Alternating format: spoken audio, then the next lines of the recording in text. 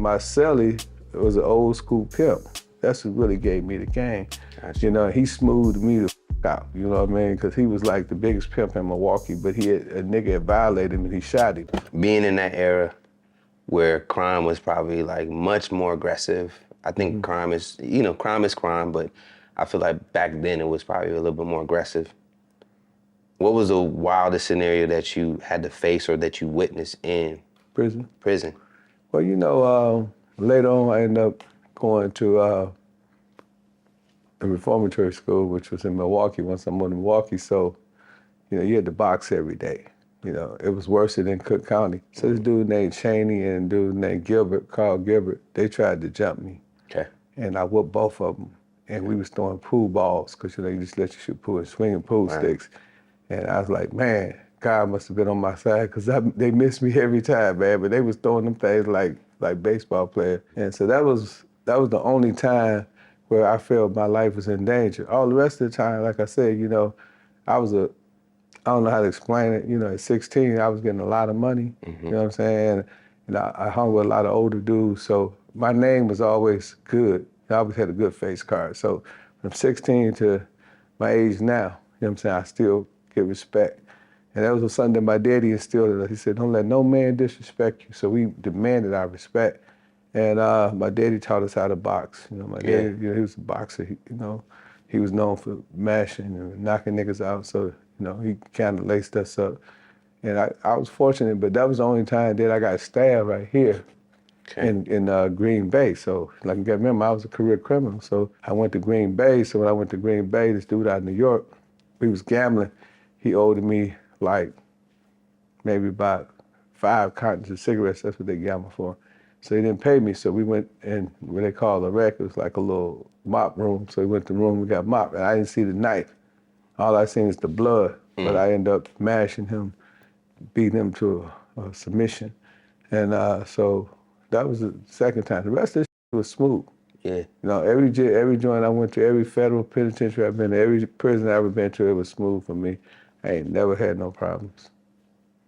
Did you kind of go into that situation, because being that young, I would imagine there's a sense of vulnerability.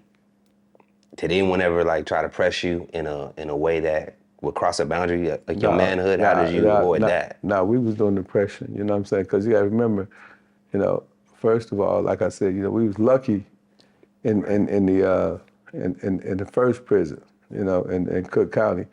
When I got to the reformatory school, Wales Reformatory School, it was like, you know, I had them hands, so it was nothing, you know, to worry about on that side. You know, I was banking niggas, you know what I'm saying? I got to Green Bay, you know what I'm saying? You know, you in jail with everybody at 14.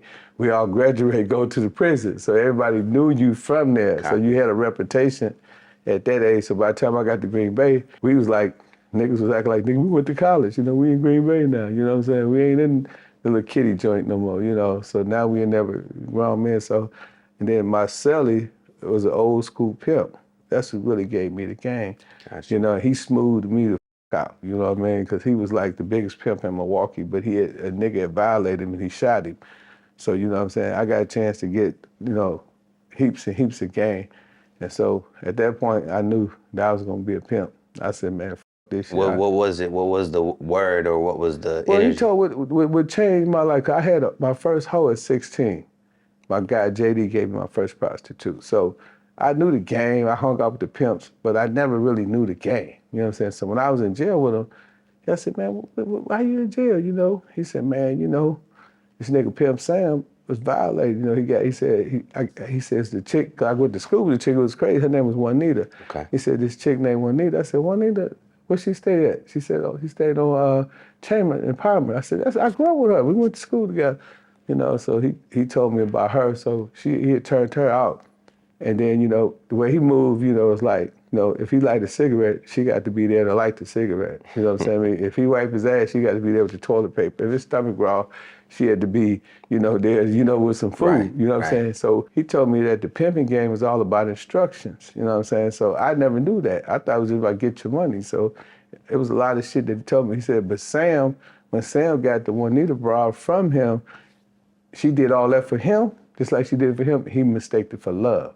You know what I'm saying? I mean, he told me ain't really no no Love and book on respect. what a woman gonna do. You know what I'm saying? These women got choices. They belong to the community. They can choose up on any pimp they want to choose up on. And you better have your game tight, he said, because a woman to be with you and she give you everything in the world. And she be gone tomorrow. So you know what I'm saying? That's when I understood that this game was serious and that, the broads, the women belong to the community.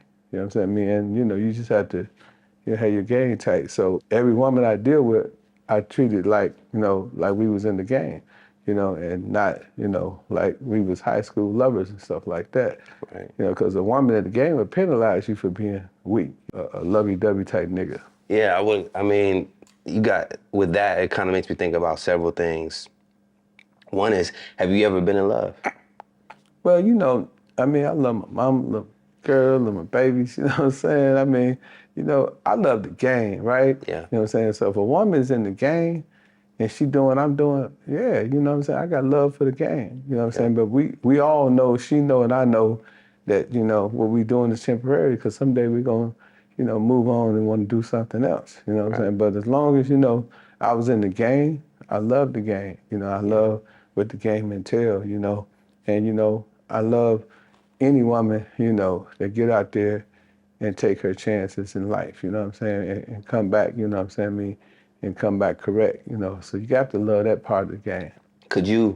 So my other part with that, you made me think about Sugar Free. Sugar Free is, a respected rapper, and he recently got married. Mm-hmm. Now he's divorced, I think, or they're not together anymore. Do you think that can a pimp be married?